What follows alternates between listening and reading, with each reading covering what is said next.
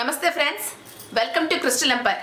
మనకి లైఫ్లో financial trouble ఉన్నా అంటే ఫైనాన్స్ ఉంది కానీ మన ఇంట్లోకి రావట్లా, సేవింగ్స్ అవ్వట్లా, ఇంట్లో డబ్బులు నిలబడట్లేదు అండ్ మనము తింటున్న ఆహారము మనకి డైజెస్ట్ అవ్వట్లేదు. ఆహారం తిని ఎనర్జీ రాకోకుండా నీరసం వస్తుంది. ఇంట్లో ఉన్న వాళ్ళందరూ లేజీగా ఉంటున్నారు, ఎక్కడ వాళ్ళు అక్కడ పడి ఉంటున్నారు. సో వాళ్ళకి డబ్బులు వస్తాయని తెలిసినా కూడా లెగిసి పని చేయట్లేదు, లేదా ఏదో ఒక ఎంటర్టైన్మెంట్ కోసం ఇక్కడికి అక్కడికి వెళ్ళిపోతున్నారు. వాళ్ళ పనులు వాళ్ళు టైంకి సకాలంలో చేసుకోవట్లేదు, ఒక లేజీనెస్లో ఉంటున్నారు.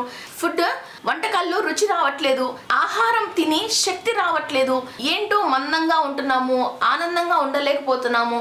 ఇలాంటి రీజన్స్ కనుక మీకు ఉంటే డెఫినెట్గా మీరు ఆగ్నేయం కార్నర్ను సరి చేసుకోవాలి. అండ్ రెండవది, మన లోపల జఠరాగ్ని ప్రజ్వలించకపోతే, యాక్టివ్గా లేకపోతే మనకి ఇటువంటి ప్రాబ్లమ్స్ అనేది రావడం జరుగుతుంది. సో మీరు సంపాదించుకునే డబ్బులు పూర్తిగా మీకు ఉపయోగపడి, మీరు వండుకున్న ఆహారము పూర్తిగా మీకు శరీరానికి శక్తిని ఇవ్వాలి అని అంటే మనకి అగ్నిదేవుడు ప్లస్ స్వాహాదేవి ఇద్దరూ కూడా మనకి యాక్టివ్గా ఉండాలి, వాళ్ళ యొక్క బ్లెస్సింగ్స్ కావాలి. సో ఫ్రెండ్స్, చాలా చిన్నటి ఉపాయంతో మనము ఈ రెండింటినీ కూడా యాక్టివ్ చేసుకోవచ్చు.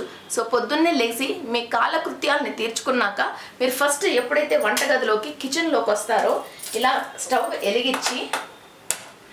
ఎలిగించి అగ్నిదేవుణ్ణి స్వాహాదేవిని తలుచుకొని ఇవాళ మీరు చేస్తున్న ప్రతి పనిలోనూ మీకు శక్తిని జ్ఞానాన్ని అనుగ్రహింపచేయమని, ఈ శక్తిని మీరు లోపలికి తీసుకొని మీ జఠరాగ్ని ప్రజ్వలించి మీకోసం ఏదైతే లక్, ప్రాస్పెరిటీ అండ్ ఫైనాన్స్ ఏర్పరచబడ్డాయో అవన్నీ కూడా మీకు పూర్తిగా దక్కాలని అండ్ మీరు తింటున్న ఆహారము, మీరు మీ కుటుంబ సభ్యుల కోసము వండుతున్న ఆహారము అందరికీ కూడా శక్తిని జ్ఞానాన్ని ఇవ్వాలని కోరుకుంటూ అగ్నిదేవుడికి స్వాహాదేవికి నమస్కరించుకొని మీ పాపకర్మల్ని దగ్ధం చేయమని నమస్కరించుకొని మీ దైనందిక కార్యక్రమాల్లోకి మీరు వెళ్ళిపోండి.